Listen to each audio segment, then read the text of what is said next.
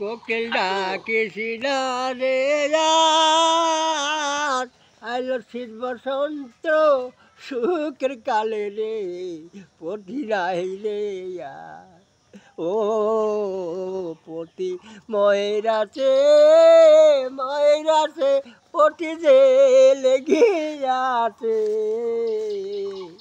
শিবশান্তি সুখের কালে আমার পতি নাই ঘরে।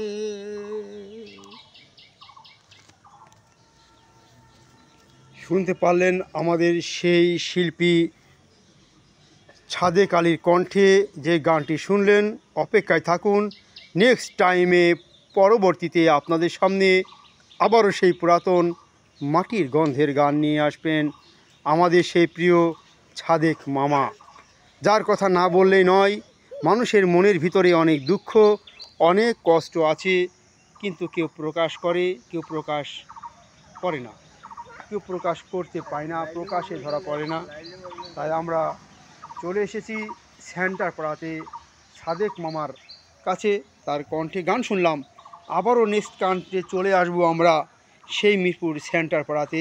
অপেক্ষায় থাকুন, দেখা হবে, কথা হবে সে প্রত্যাশায় আজকের মতো বিদায় নিচ্ছি মিরপুর সেন্টার পাড়া থেকে।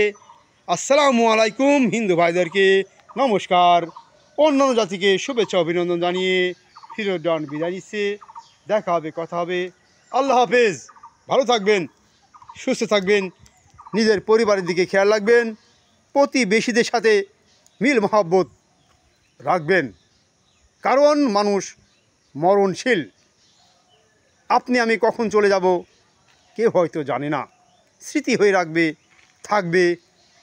থাকবো আমরা সবাই। মানুষের কাছে মাপ চেয়ে নেবেন, অন্যায় করলে মাপ চাইবেন, অন্যায় না করলে মাপ চাওয়ার দরকার নেই। ভালো থাকবেন, শিক্ষার অনেক কিছু আছে। আরেকটা গান আমাদের মামা নিয়ে আসবে, লাইলি মজনু নিয়ে। সবাই ভালো থাকবেন, পরিবারের বাচ্চা কাচ্চাদের দিকে খেয়াল রাখবেন, সময় দিবেন। আমার কথা যদি কোনো কষ্ট পেয়ে থাকেন ক্ষমা করে দিবেন।